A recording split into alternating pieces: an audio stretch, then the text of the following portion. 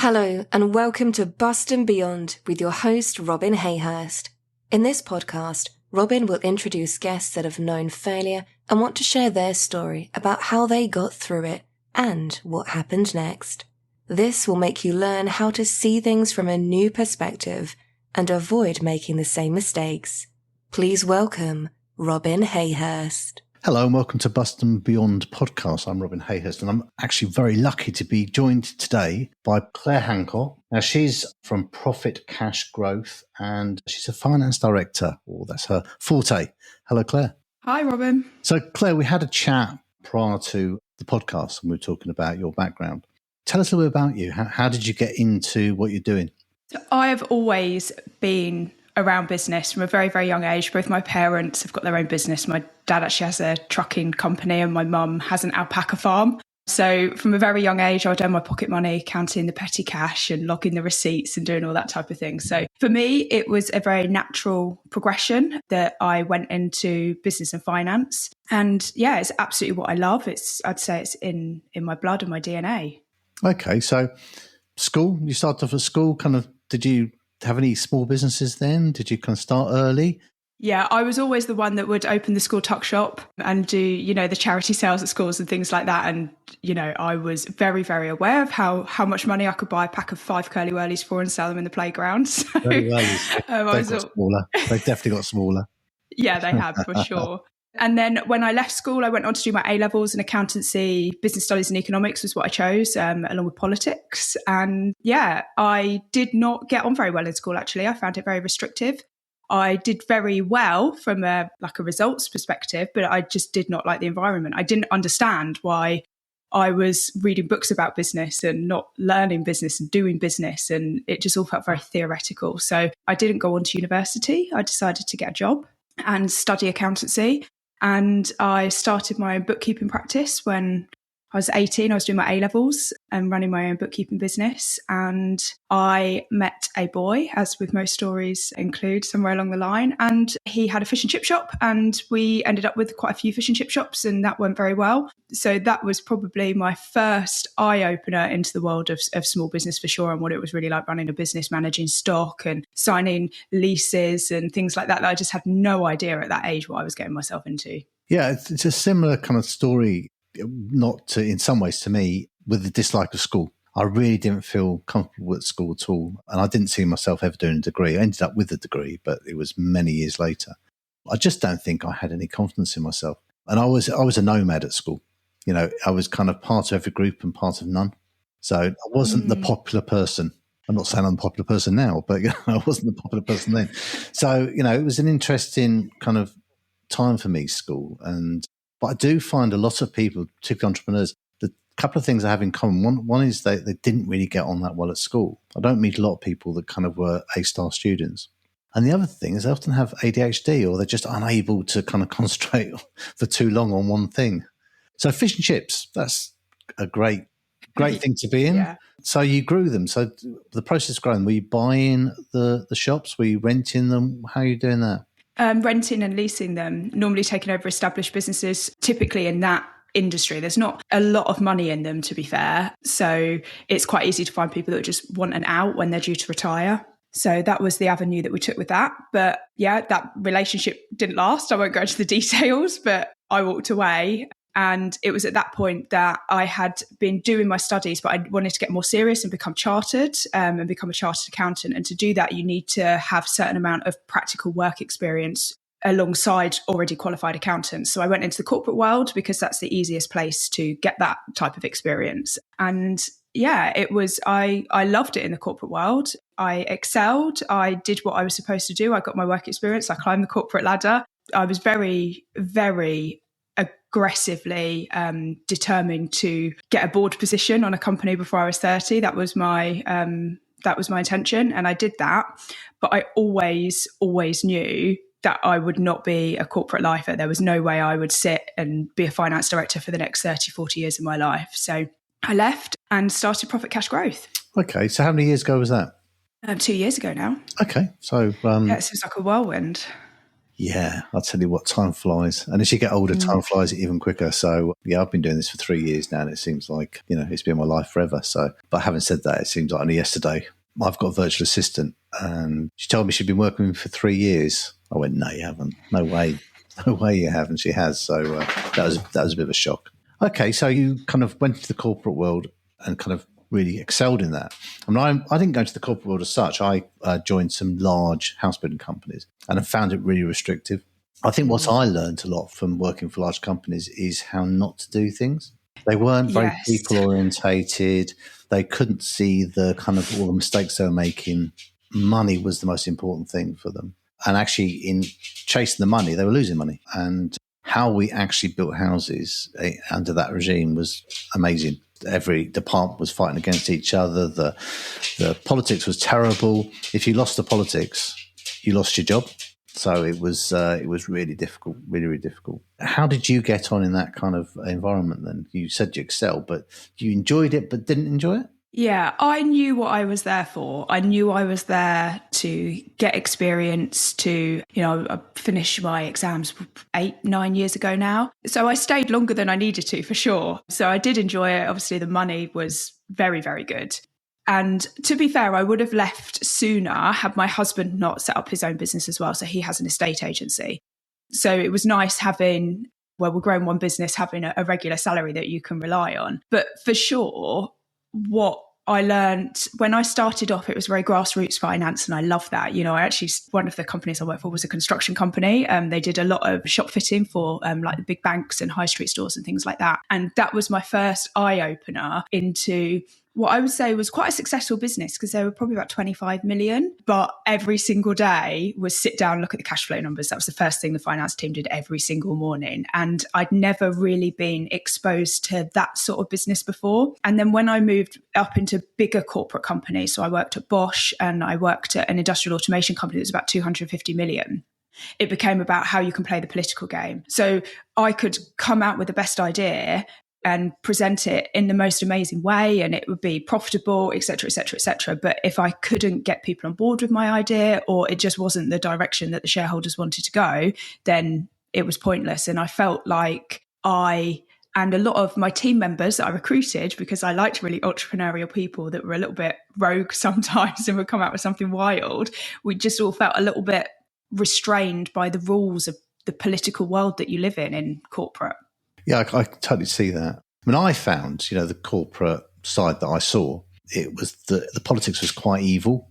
So, there was I won't name the company, but there was a surveying director and a construction director. So the surveying director decided that if he bollocked all his surveyors, if anything went wrong on site, whatever it was, they felt they're like they're in charge. So this is the approach he had. So all the surveyors were walking around like they ran the sites. And, I remember at one stage really losing my rag with a surveyor and said, look, if you want to run the site, you can run the site. Here's the keys. Get on with it. But they literally, in those days, they didn't know what they were doing as surveyors. Even as surveyors, I mean, this guy could not take off. So he didn't have a clue. I think he'd just kind of fallen into the work. So it was just a very, very strange environment, to work in. But politics can be bad. And I think that's one of the things I talk about to my clients and say, look, if you want to grow your company, that's great, but you've got to put something in place to stop the politics taking over, to make sure you keep a team, to make sure that everyone works together and you all kind of got a common goal. And that's kind of honesty and communication, which is often missing in bigger companies. Do you find that? Yeah, 100%. I mean, we particularly, being the finance director and my team, we would obviously be preparing a lot of financial information, doing analysis and sending really insightful information out to everybody, the sales team saying this customer's doing this, you've got an opportunity here, and the purchasing team and things like that. But if it wasn't on the agenda from a political perspective and it wasn't what the shareholders had said they wanted us to do, it didn't matter. And it just, I'm a very straight talking person. I can play in that political world because I had to, but I don't enjoy it. And I think being somebody that you're not naturally supposed to be day in, day out, it becomes quite draining after a while. And it was a phenomenal company, don't get me wrong. It looked after its people fantastically, and it had great ambitions to grow, but it just wasn't how I wanted my life to be, and it wouldn't be what I would do with my business. Oh, yeah, definitely. I mean, when I was working with this particular company, I was getting up at 4:30 in the morning, I was driving a long way to work. It was a horrible environment to work in. It just, getting back at 7 or 8 o'clock at night for peanuts. I mean, they're the kind of company where, this is a long time ago, so I'm kind of showing my age a little bit, but, they'd get rid of a site manager they're paying $24,000 for a year, which is ridiculous nowadays. Employ one at 17 and think they've done a good job. So, it was that kind of attitude and approach. And it just told me that's not how I wanted to do things. But strange enough, when I ran my own company, I ended up making some of the same mistakes. By accident, despite the fact I didn't want to, despite the fact I'd learned, I employed people in haste and the politics started to come into the business. And I always regret that, looking back, that it became not the place I wanted it to be. But that was down to me. Culture is something like 90% down to the business owner or the person who's running the business. And I often hear people moan about the culture of their business, and it's their business. So it's like, that's the way they do it. So what's your team look like now? So there's myself. So I do most of the finance director style work. And then I have a couple of management accountants that do the management accounts for me, and a sales and marketing person. I did have a sales and marketing person, but again, that was one of those mistakes that I've made where I recruited in haste. I probably should have skilled myself up a little bit, actually, because I didn't know what I was looking for. I'm a finance person. I know a bit about sales and marketing, but probably not enough to really recruit somebody and validate whether they were any good or not. So I definitely made a mistake there. So it'll be something that we're looking to maybe recruit again, or potentially plug the gap with an external company maybe. Yeah, I think that is a mistake people make so often, is they employ in haste. So it's panic employment. And I see it in my industry a lot. They grow. It's easy to pick up a £1 million, £2 million job in construction. It's not difficult. In fact, people think it's so difficult, and they go, "Oh, we can never do that size job." You can. It's easier doing a big job than it is a small job because you've got more people. I always say in house building one house is much more difficult than building 20. You've got a flow, you've got production, you've got everyone on site, when you're doing 20.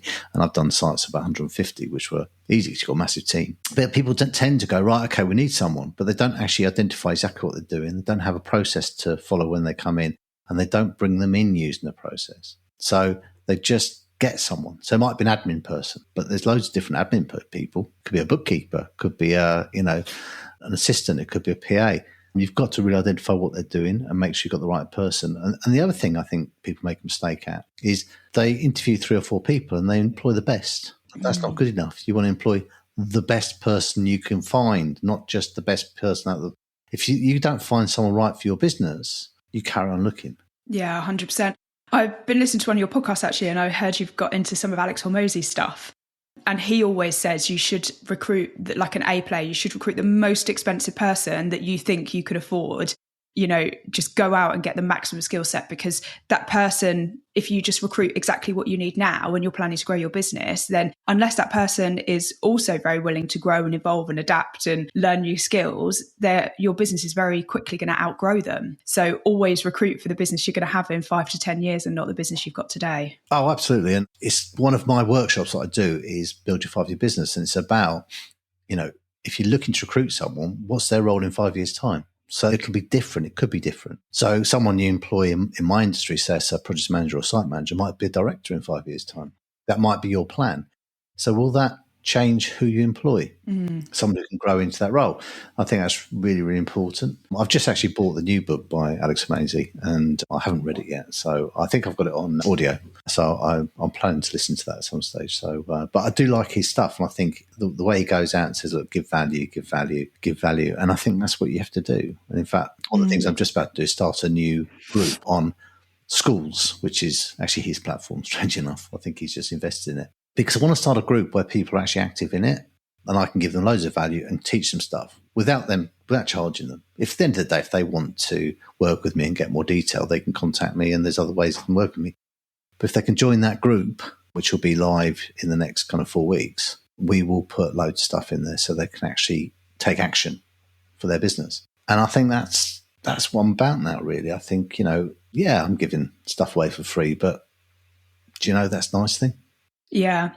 I also think, it's a very well-known, the know, like and trust factor, but it was one of the very first things that I started was my YouTube channel, just talking about finance and trying to make it understandable to people, because it's such a complicated topic and it can be quite intimidating for people as well. So I've been doing that religiously. And if you looked at it from a pure financial perspective, I would not be putting out 1 or 2 videos every single week and investing in fancy podcasting equipment and microphones and cameras and things. But in the long run, I know that every single one of my client that comes to me says, I've watched your YouTube videos. And if they hadn't have watched my YouTube video, we would probably, when we first meet on a video call or in person, would be having to decide whether they like me, whether they like my style, they like my delivery, they like the type of things I talk about. So actually, it's probably saving me money in part of that sales process, because they already know what I'm about. They know they like me, they know they can trust me, and they just now want to buy my services.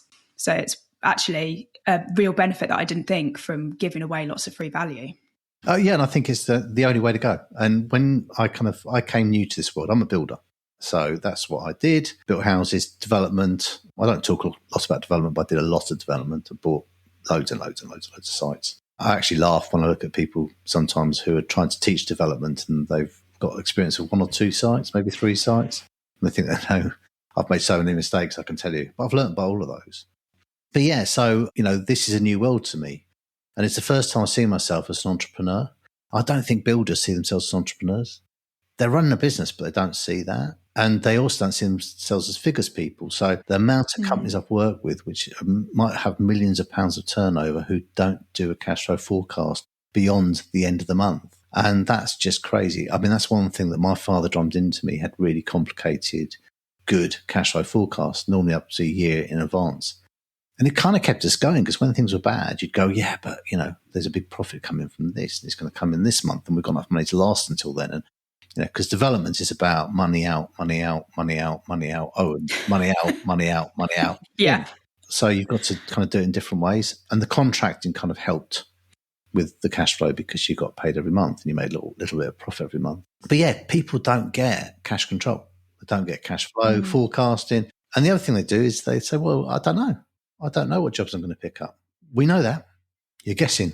But it's better to have a guess than do nothing. You can see what can happen and what needs to happen. You can put loads of information into that cash flow forecast. And in my industry, they do a program, and we don't know if it's going to rain.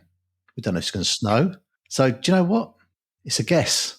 But we get good at guessing because we do it so much. So same with the cash flow forecast. When you work with new clients, is that one of the first things you work on with them? Yeah, absolutely. You can tell so much about a business. And also at the end of the day, I could go into every business and do the same thing. But what it's about is getting the business to a stage that the business owner is comfortable and making the smartest decisions that are right for them. Because I can go in a railroad and say, this is what you need to do. But that's not what I'm there to do. I'm there to say, look, this is the situation. This is what our numbers are telling you is happening in the business. This is what the different options are. And here is what would look like if you went down option A or option B. And then it's for the business owner to say, this is what I'm most comfortable doing. For me personally, I've got a business, my husband has a business, and then we have a property company as well. And my business and the property company, we run pretty much in the red because we're comfortable doing that. We're always financed up to a hilt. We're always really risky. And not everyone would be happy with that type of business. And that's okay. So there is no right or wrong.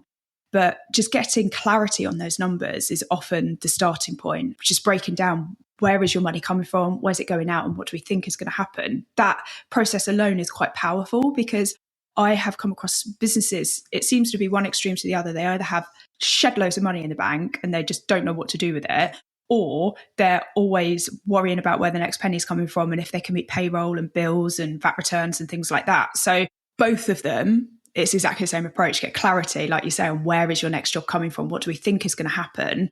Because when you've got some certainty on what you think is going to happen, you can then start to make decisions. Yeah, absolutely. I mean, I'll be honest. I've made some big mistakes with clients coming into coaching. And one of them, it's only come to light really, or I've really kind of focused on it in the last few weeks. And that's that I haven't drilled down enough in their financial situation. So I've had 2 clients have a really big problem because I was trying to fix stuff that wasn't important. Rather than go, right, let's get the cash flow forecast sorted. Let's concentrate on that. Let's see what the hurdles are, what the problems are, what needs fixing now. which is something I'm now kind of changing and making sure that I focus on when I work with clients is, if I do a kickstart, so an hour and a half, and that hour and a half really, yes, I want to know about their company as a whole, but I want to know about the cash flow forecasting and what it is and build it for them if they haven't got it. So it's a really, really important part. Unfortunately, being a business coach, mentor, lots of people come to me when they've got problems. If things are going really well, they don't see. I mean, some of my best clients come to me because things are going really well and they want to get to the next level and they want to change. They want to do even better. Love working with those kind of people, but most of my clients kind of have hurdles and challenges. And it's trying to make sure that, that we sort those out quite early on and get it sorted out. Mm. It's interesting you say that, actually, because when I first started out, like anybody, when you start a business, you just take anything that comes your way, won't you? So I was doing all these projects and one-off things and what I would say are like problem companies. But I very quickly switched my marketing and my approach to say I'm working with businesses that want to grow. So because the approach you take, if you're a struggling business, like you said, it's a very different thing. You have to put procedures and things in place to fix what isn't working first. And whilst I do exactly the same thing with a business that wants to grow, we will fine tune everything you've got. It's different because we can be a little bit more risky. We can be a little bit more entrepreneurial. And I definitely would say that I learned quite quickly to stay away from very small businesses and businesses in distress because it's just not my specialism as well. I can sit and have a look at a set of accounts and say for a business in distress, this is what I'd recommend, but it's not my passion. And so therefore there will definitely be people out there that will be better at that than I am. Yeah, and it's difficult, isn't it? You get in distress, having been through a failed company, you can't afford the support you need. Yeah. And it's just a downward circle from there, really. There is a lot of free help out there. And there's lots of charity help, actually, which I've only just discovered. But it is difficult because, it impacts your business, it impacts you, it impacts so much, and it just gets worse and worse and worse and worse. And I've been phoning people for the last few weeks, just catching up with the 2,000 phone numbers I've picked up over the last 3 years. And so many people have left the industry or actually gone out of business. And they were all the same people that went, I'm too busy to work with you at the moment, Robin. I can't do it at the moment. I can't afford it at the moment. And it's so sad, And I think, having said that, what I offer now is so much better than what I was offering 3 years ago. I'll be honest. I knew about business. I knew how to run businesses. What I didn't know is how to get people really kind of moving forward in the right way. So there are things you have to hit first. There's things that the way you have to teach people. There's ways that they understand it and ways they don't. And that's changed dramatically. And it'll carry on changing. I'm sure it'll carry on changing. So, but one of the things I found really powerful recently is workshops. I do workshops and getting people to actually come along to a workshop and be with other business owners in the same industry who have the same problems. And it's such a weight off their shoulders to hear that someone else has got the same problem as them. And also hear the solution, because that's pretty powerful for them. In fact, we have an event on coming up on the 11th of June. I think this podcast comes out before then, which is a speaker event. So we're trying to get some really interesting speakers to come along to the 11th of June. It's for construction business owners and trade business owners in Hitchin, Hertfordshire, and we're going to try and give some real value for people to learn about working on their business. So it's not about learning how to build houses or construct or building regs or anything like that. It's about learning to work on your business. So, I'm quite excited about that. It's been my first big event that we're organising. Have you spoken at any events? Have you done any speaking? Yes, I love speaking, actually. To be honest with you, I would love to just sail around the world doing speaking gigs and podcasts and YouTube videos and stuff. I'm definitely a show person. So, yeah, I really enjoy them. And I find them quite powerful, like you say, to just take that time away from your business and sit down and think with other people. And I find, so when we're doing monthly management accounts is like what we offer. It's our specialism and it's the only service that we really offer to clients now is monthly management accounts. And that time when I sit down on a monthly or quarterly basis with the MD and just get them out of their business for an hour, 2 hours max, the value that comes out of that session of just sitting with somebody else and talking through your ideas and talking through your strategies and your problems. And it's so incredibly powerful to take proper time out of your business. Oh, hugely. And I think I call it also grasping the nettle. So people do not they know things are going wrong, but they don't actually sit down and work out how big the problem is. And often it's not as big as they think. I mean, I'd say more times it's not as big as they think. And nothing, people don't go bust or go unprofitable overnight. It happens over a long period of time, unless you run out of cash. Then it happens really quickly. So that's why cash flow forecasting is really quick, really important. But yeah, so generally, if people aren't making a profit, it takes a long time for it to have an impact. So you've got plenty of time to actually sit down and work out what it is, and to do something about it. And the other reason for cash flow forecasting a year in advance is if you've got a problem coming up, if you've got 6 months notice, you've got a chance either to fund it. So 6 months is plenty of time to find a funder, because if you're in a panic, you're not going to get a good price on cash. Cash is something you buy like bricks or anything else, and you want to go out and buy it at the best, the best figures you can. So the more time you have, I think, any of my builder listeners will understand if I want a load of, a particular facing brick tomorrow, I might better get them, but I will paying through the nose. Yeah. So if I can get them at any cost, I might better get them by paying through the nose. Same with money. Yeah. And I also think it's really important as a business, different types of businesses, and depending on what you need your funding for. So if you need funding to grow, it's a very different approach to if you need funding to plug a short-term cash flow problem. But it's understanding, as a business of a certain size in a certain industry that's got a certain financial profile, where could you go if you had that problem, or if you needed funding for a growth project or something. And so that's one of the things that I always make sure that all of the businesses that I work with are aware of, is what finance products and what brokers and what banks would be best suited to them, so that there's options if you do need to make a quick decision, because it does happen, Although I'm not in the realms of the sort of size projects that you've done, me and my husband have done quite a few development projects now. And, we finished we had about £1 million cash in a project, and we put the property on the market, like literally the day before Liz Truss did her blooming budget announcement. And so all of a sudden we were thinking, oh my God, like this is Armageddon if this goes wrong. And hundreds of thousands of pounds were wiped off our bottom line overnight just because of one speech. But we knew we'd already had those meetings with brokers, and we'd already had those meetings with investors. So we knew what options we had, and we knew at what point we needed to pull the trigger on them as well. And I think that's really, really important, particularly if you are looking like you've got cash flow problems, is what trigger 1 is, what trigger 2 is, and then what your go situation is, where you need to pull a trigger and do something. Worst case scenario, you need to sell something and raise some cash, or maybe get rid of some staff or something like that. But you've got to know what those trigger points are, so you can make the decision at the right time.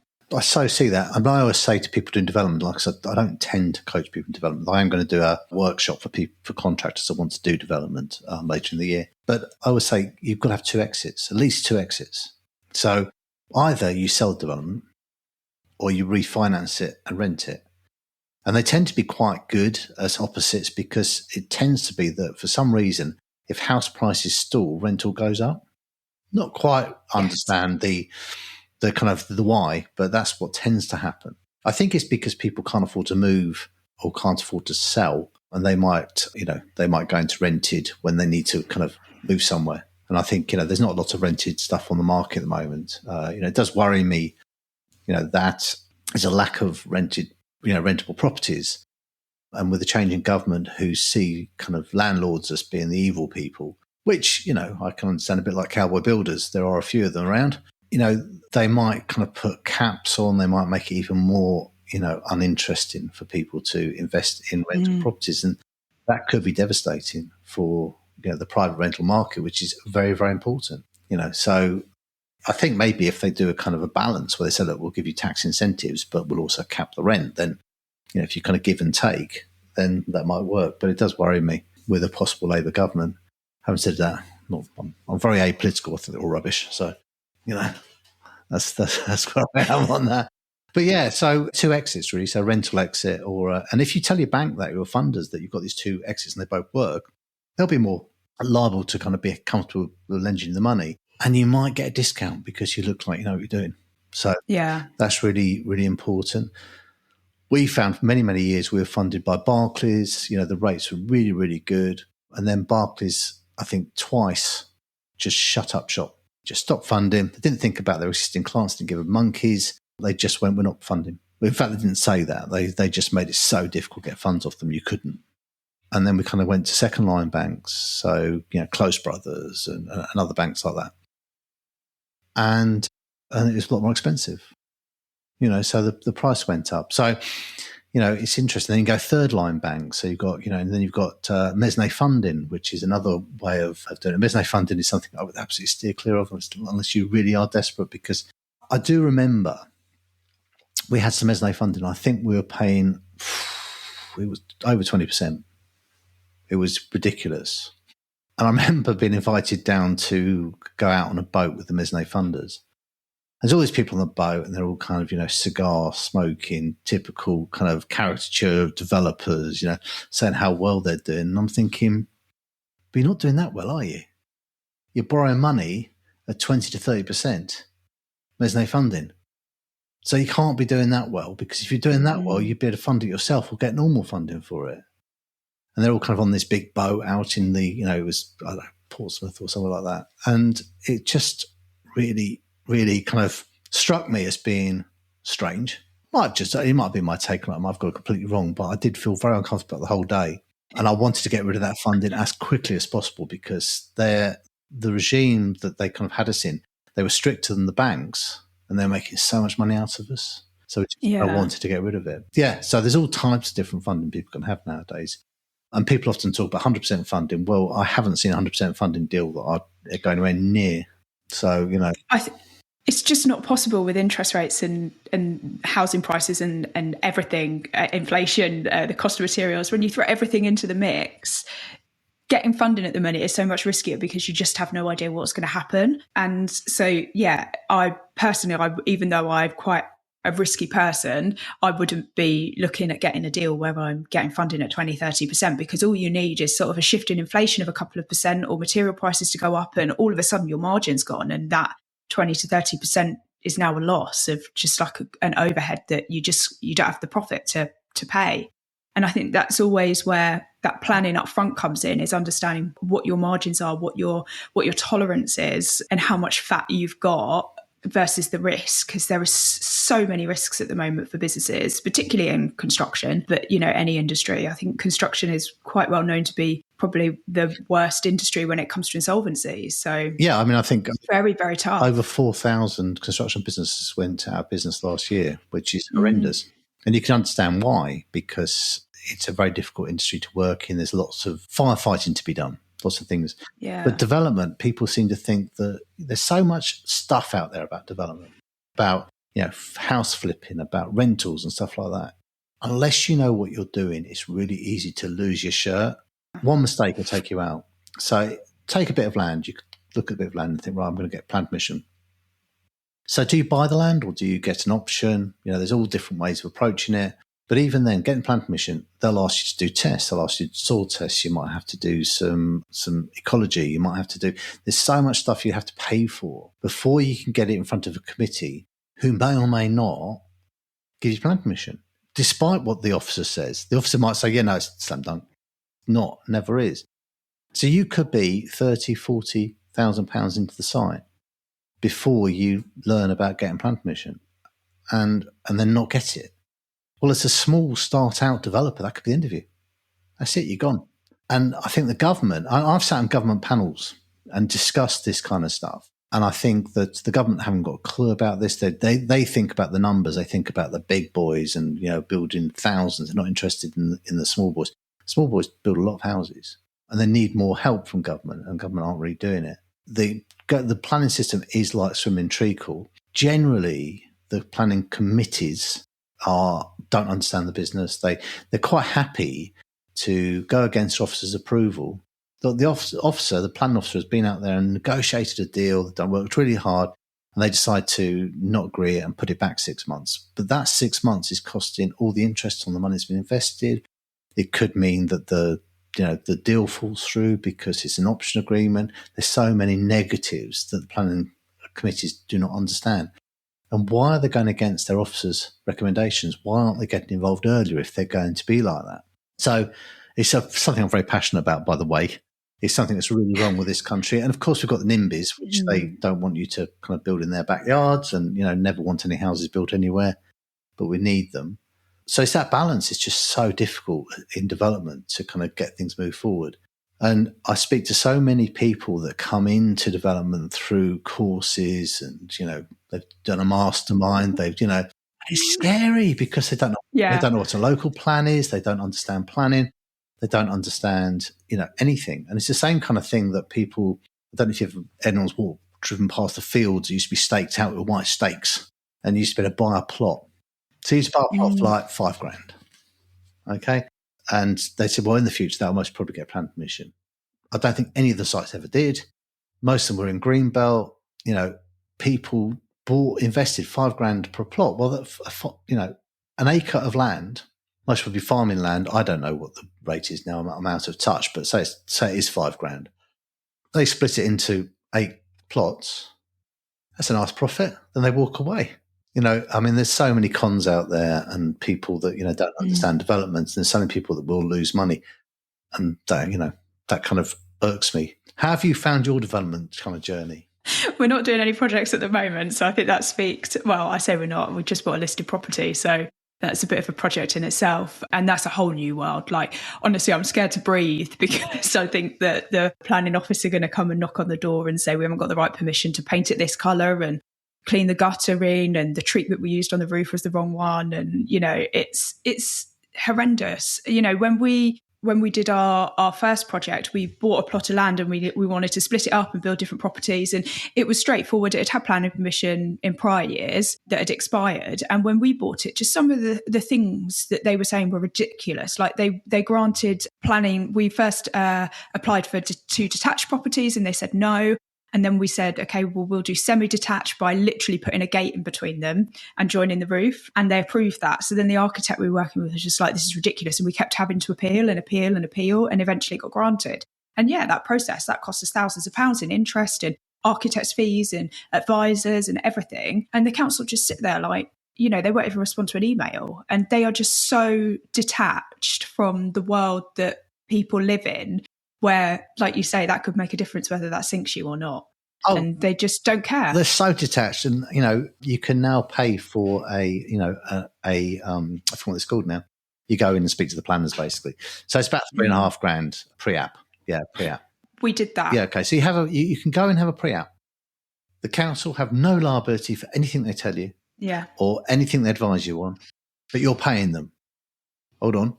You're paying a consultant, any other consultant who says, no, you can definitely do that, and then you can't do it. I think you'd sue them, wouldn't you? But the council, you would. The council, you can't. But, I've seen some really, really silly decisions. In our day, when we were kind of at peak, we worked in quite a small area.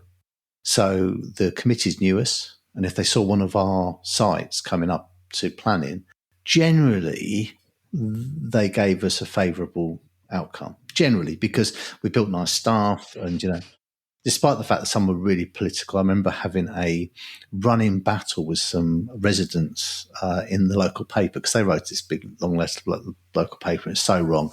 So I replied. And then they wrote in again. So I replied.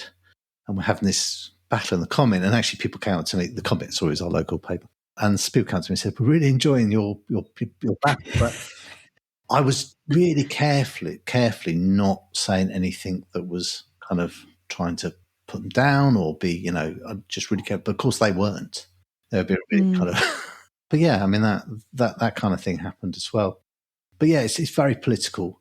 I don't see, people often talk about, that it's, backhanders and all that kind of stuff and, brown envelopes. I can honestly say I've never seen that. Politics, no, me neither.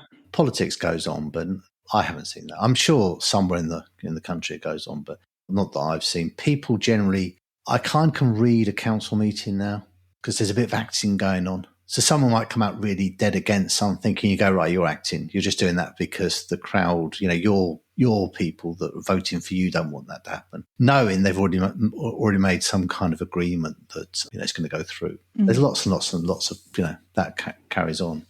And you kind of got to know it. And I remember being there with I'm talking a lot on this podcast, don't know why. It's just, we've got into planning. I'm passionate about it. It's an interesting topic. I remember sitting there with an architect for a site and I could see it was going our way. It was difficult to see, but I see it was going our way. And there was a vote, actually, there was someone forward and seconded, proposed and seconded for it to be refused, and it didn't go through. So then they kind of proposed and seconded for it to be approved, and it did go through. And this architect tried to jump up and say something, which you're not allowed to do anyway. And I literally had my hand on his back of his jumper, pulling him down, saying, don't, because it just looks so bad if you do that, I just literally pulled him down, went, stop, stay, and then it went through. But yeah, I mean, I've sat through loads and loads and loads and loads of that. It's also really frustrating when you think about like how interconnected the supply chain is. And I think that's the biggest thing that I've come across when working with more, like not the developers, but the builders, or, the electricians, the plumbers, all of those that then penciled in for a job, but you're literally sitting around waiting for that planning permission. Then all of a sudden, it either gets declined or it's approved, and it's all stations go. And that makes that very difficult to plan your business as well, when just the supply, when it's so unpredictable. Well, a little trick we had. My father was fantastic at reading the room and also kind of understanding people. He really was. He had a huge faith in people. One of the tricks was we got hold of all our subcontractors and all our employees and went, right, plan permission down at the council offices tonight. Everyone down there, please. Because we don't want the room to feel negative. We want it to feel positive. And it did. It changed the whole feeling in the room, which kind of gave a different vibe for the people voting.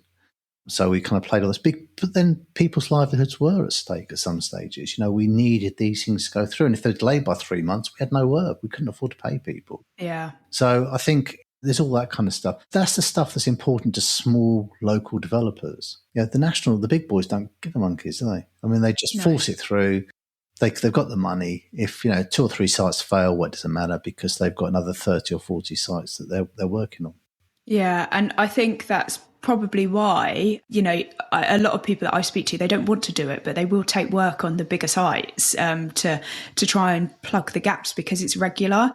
And it's not, I always say to them, actually, that is a really good business model to go and do that, to get that regular income that covers your overheads, so that you have that luxury of waiting. If you're working with a developer that doesn't have a date and doesn't know what's happening with plan permission, you can wait because you know that your overheads are covered by taking this more regular, consistent work. Yeah, and I think that's very true. And I think that relationship between contractors, subcontractors, developers is really important. And part of the thing that my dream is to create a kind of group of people that are working with me who are developers, contractors and subcontractors, so they can work with each other as well. So they can have that benefit. Because if you're in a group or a membership with people who are so like-minded, they want to be the best at what they do. They believe in honesty. They believe in a win-win. I mean, one of my core values is win-win. If you're surrounded by people that believe all that, you'll start working together because your core values are in line with each other. And the positives that will come out of that, are huge. So, that's something that I would really like, in the next few years to build what I'm doing into a membership where people can work with each other, learn from each other, learn from me, and kind of really get some stuff going. And then maybe at some point we go, right, okay, we've got all the trades we need. We've got contractors. Let's do a development together. Let's actually kind of all do that as almost like a cooperative. And I think that'd be really interesting.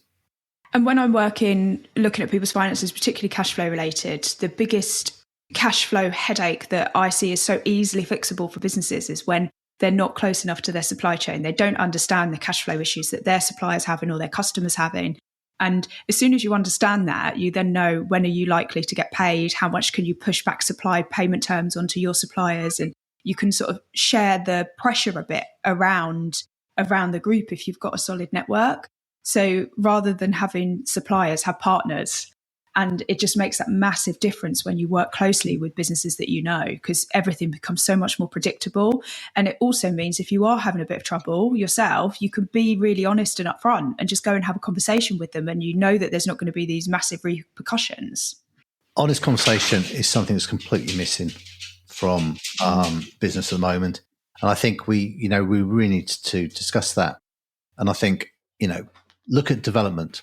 Development generally, you have not got £4 million sitting in the bank to pay for your development. You're drawing it down from the bank on a regular basis, and you've got to apply for it a bit like your subcontractors have to apply to you. Now, I've met so many subcontractors who think, well, you haven't got the money. How can you do the development if you haven't got the money? Well, we're funding it. Everyone funds it. But that does mean we have to pull that money down, which means we need your invoices in at this date. We could pay you 14 days later because our bank's really good, or 30 days later because our bank isn't very good. If you understand that and understand when you need to do your bit to help me do my bit, then everything goes much more smoothly. And I think that's a really important part of it. It's understanding each part, each cog in the system. And I think that's a very valid point you make. They don't understand their supply chain. They don't understand the people that they're working for. But we work my industry is seen as really unprofessional. And there's some really professional people in it. There's some fantastic people in it. But it's trying to get kind of the whole group of all the different trades and subcontractors and contracts that are working together to be professional. One rotten apple can actually spoil the barrel. And often it's not even, it doesn't need to be a rotten apple. It just needs to be somebody that is a bit inexperienced or doesn't realise. I see it a lot in the finance world in particular. There's a lot of bookkeepers out there that don't even know that you need to have a license to be a bookkeeper. They've learned on the job. Actually, one of the most common routes into bookkeeping is people doing their partner's accounts or their family accounts or something like that. And then they're like, oh, I could sell this to other people. And they go and do that. And they've got no formal training. And a business owner is taking advice from them, thinking they've got the title of the bookkeeper. They know what they're talking about. And they're taking all sorts of advice on their cash flow and how to improve their profits and things like that. And it's just absolute garbage. But they don't realise how damaging that is to the industry. And I'm sure it's similar across every industry, that a lot of the time, actually, it's naivety and just lack of experience that means that you're damaging the reputation of everybody. Well, I think a lot of people, accountants and solicitors, do my head in. There are so many. I won't take that personally. Yeah. Well, there are so many that aren't good at what they do. There's so many that aren't proactive. And solicitors are the same. And I've come across so many solicitors. My daughter bought a house recently and she said, will the solicitor do this by this date and that day? And I said, I doubt it. You've got to remember, most solicitors are rubbish. The most accountants that I've worked with or around aren't that good. They're not proactive. They just do the minimum. They don't actually help the businesses. They're not part of the team. When you get an accountant or a solicitor that's part of your team, understands your deadlines, understands what you're doing, it's amazing. We had a solicitor working for us. He unfortunately passed away. He was just amazing. He knew our deadlines. He was quite fierce, particularly to the other side. But he really understood that. And we have an accountant that we recommend to our clients who is really amazing. She understands construction. She, understands what people need to do, and she gives a lot of advice. Not cheap, but good advice, and and supportive. So, it's a really important area to make sure that you get those professionals working with you, as well as the trades and everything else. So, you've got to have this kind of bigger team. You've got to have this team, and you've got to work together, and you've got to help each other. And once you get that, and you get that support, if the whole thing feels completely different. It's a bit like having a football team where everyone knows their position, everyone knows what they're playing, everyone likes each other. There's no kind of prima donnas in it. Just feels great to do. Whereas you can play for a football team or a sports team of any type where there's kind of people who are real kind of, they won't ever pass the ball and they think they're better than the rest. And, and it just spoils the whole thing for everybody. Yeah. And I think unless you're in a certain industry, you just assume that, take accountancy, because obviously I can speak about that. Yeah. I know that there are different accountancy qualifications, and the vast majority of accountants in the UK are qualified to do your year-end accounts and your tax returns. So when you're going to them and asking them for advice, they are just interested in getting your tax return and year-end account done because that's what they studied, that's what they know. But it surprises people when I say I'm a chartered accountant, but only a third of my studies was actually finance related and none of it was tax related. And so when people say to me, can you do my year-end accounts? I'm like, no, sorry, that's not what I do. I don't do tax, I don't do accounts, because it's not my interest, it's not my specialism. There's loads of people out there doing that. I'm in this niche of management accounts because I'm a chartered management accountant. It's about business growth. It's about using your numbers to drive your business forward and making smart decisions. It's very different to doing a tax return. And when you know those nuances, it makes sense. But unfortunately, the phrase of accountant just generally means the same thing to people that are not in finance. It's the same when you're in construction. The term builder, if I think I need a house built, I just say I need a builder. Well, I don't need a builder. I need an architect. I need a ground specialist. I need a plasterer. I need an electrician. There's so many different specialisms that would all fall under that brand of builder to a layman. And that does become a bit of an issue because you don't know what you're looking for and you can easily end up with the wrong person. Again, I totally agree with you. And I mean, one of the things in our industry, I think, is surveyors. There are so many different surveyors. Someone says a surveyor, I go, and which one? There's so much stuff you could be doing. Anyway, we've got to bring this to an end. It's been really, really interesting speaking to you. And I think I could have carried on speaking to you for a couple more hours. But, and you got me onto the topic of development, which I haven't spoken about really on a podcast yet. So if I've overspoken a little bit too much, I apologise to anyone who's listening. But I get a bit passionate about development because it's something that's really wrong with this country. And it's something that I've done a lot of. So there it is. So, but yeah, thank you for joining us. Thank you very much for having me. It's been very interesting. Okay, thanks a lot. Thanks for listening to Bust and Beyond with Robin Hayhurst. Be sure to tune in next time and visit his website at robinhayhurst.com.